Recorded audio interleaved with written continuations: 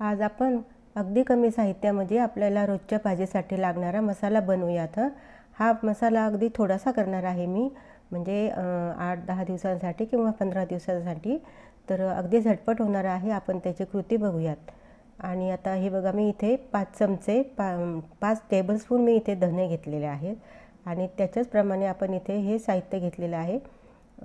1 tablespoon लाल तिखट, काश्मीरी लाल तिखट, 1 टीस्पून हळद पावडर, 1 टीस्पून मोहरी, 1 टीस्पून जिरे आणि 10 ते 15 काळी मिरी घेतलेली आहे. 1 टेबलस्पून मी इथे कसुरी मेथी आणि 1 टीस्पून बडीशेप. आणि हे खोबरं आपण जे किसतो ना खोबरं, त्यातलं ते उरतं कडेचं किंवा मधलं, तर ते असं सगळं उरलेलं मी भाजून ठेवलेलं होतं आणि त्याचं मी हे असं बारीक करून ठेवलेलं आहे, म्हणजे कारण ते वाया पण जाणार नाही. तर मी आज ते या मसाल्यामध्ये वापरणार आहे. तर ते मी इथे 3 टेबलस्पून घेतलेलं आहे. नमस्कार, टेस्टी नेशन चॅनलमध्ये तुम्हा सर्वांचं मनापासून स्वागत आहे. तर त्यासोबत आपण इथे 3 टेबलस्पून शेंगदाणे घेतलेले आहे आणि 10-12 लसूण पाकळ्या आणि 2 इंच अद्रक. आणि आणखी शिवाय आता हे आपण हे बघा, हा टेबलस्पून घेतलेला आहे, हा मोठा आहे. याच्या हे मापून मी हे धने घेतलेले आहे आणि ह्याच्याच प्रमाणे हे मी खोबरं घेतलेलं आहे. आणि हा छोटा चमचा दिसतो, हा मोठा चमचा दिसतो. तर काही मी हे मोठ्या चमच्याने घेतलेलं आहे, जसं की धने, शेंगदाणे आणि हे खोबरं बाकीचं. आणि हे लाल तिखट मी घेतलेलं आहे मोठ्या चमच्याने. बाकीचं हे छोट्या चमच्याने आपण घेतलेलं आहे. मिरे घालणं ऑप्शन आहे, पण मी इथे आणखीन स्वाद थोडासा इन्हॅन्स होण्यासाठी मी इथे मिरे घेतलेले आहे. तुम्ही जर आवडत नसेल किंवा घालायचे नसेल तर तुम्ही स्किप करू शकता. आता आपण पुढची तयारी करूया. अगदी लो गॅसवर आपण कढई गरम केलेली आहे आणि त्याच्यावर आपण हे शेंगदाणे छान असे खमंग भाजून घ्यायचे आहे, म्हणजे आपल्या मसाल्याला स्वाद छान येईल आणि रुचकर लागेल. तर असे हे 2-3 मिनटं मस्तपैकी भाजून घेतले. छान थोडेसे डाग पडायला लागले की मग आपण ते काढून घेतले.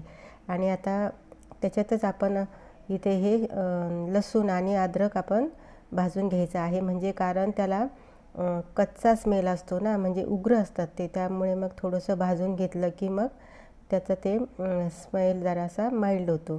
तर हे आपल्याला काही सेकंद इथे तेल न घालताच आपल्याला भाजून घ्यायचं आहे.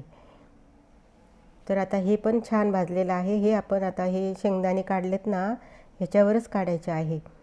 आता त्याच कढईमध्ये आपण, आणि गॅस अजूनही आपला लोच आहे, कढीपत्त्याची पानं घाला 10-12, म्हणजे स्वाद छान येतो भाजीला. तेहीच काही सेकंद आपल्याला कुरकुरीत करून घ्यायचे आहे आणि त्या शेंगदाण्यावरच आपण ते काढून घेतलेले आहे. आता अगदी थोडंसं तेल घालायचं आहे आपल्याला इथे. आणि जी आपण मोहरी घेतलेली आहे ती आपण इथे घातलेली आहे. तेल चांगलं गरम झालेलं आहे आणि जिरे पण घातलेले आहे. काही सेकंद भाजले की परतले की त्यात ते मिरे पण आपण घातले. हे काही सेकंद आपल्याला परतून घ्यायचे. अगदी 9-10 सेकंद आपल्याला इथे परतून घ्यायचं, म्हणजे ते जळायला पण नको. आणि वरून आता इथे कसुरी मेथी, बडीशेप आपल्याला घालायची, तीही काही सेकंद परतून घ्यायचं, म्हणजे छान असा स्वाद आपल्या मसाल्याला येतो. आता त्यानंतर आपण जे धणे घेतले ते ह्याच्यावरच आपण घातले, ते पण आपण इथे मस्तपैकी भाजून घेऊया. जळणार नाही याची काळजी घ्यायची आणि छान असे त्याचा स्वाद चांगला खमंग सुगंध येईपर्यंत भाजून घ्यायचे. आता 1.5-2 मिनटातच ते भाजलेले आहे. कसुरी मेथी पण गॅस बंद केला आहे आणि त्यातच कसुरी मेथी टाकलेली आहे, म्हणजे त्याचा स्वादही छान येतो. काही सेकंद हे पण भाजलं की आपण ते सगळं एकत्रच काढून घ्यायचं. मिक्स केलेलं आहे आणि एकत्रच आपल्याला हे काढून घ्यायचं आहे. आणि नंतर मग थंड झाल्यानंतर आपल्याला हे मिक्सरला काढून घ्यायचं आहे. हे सर्व आता एकत्र केलं आहे, गॅस बंद केलेला आहे. जे थोडंसं आपण तेल घातलेलं आहे ते आता ह्या सर्व साहित्याला लागलेलं आहे. खूप जास्त पण आपण इथे तेल घातलेलं नाही, अगदी थोडंसं घातलेलं आहे. आणि आता हे आपण थंड झाल्यानंतरच काढूया.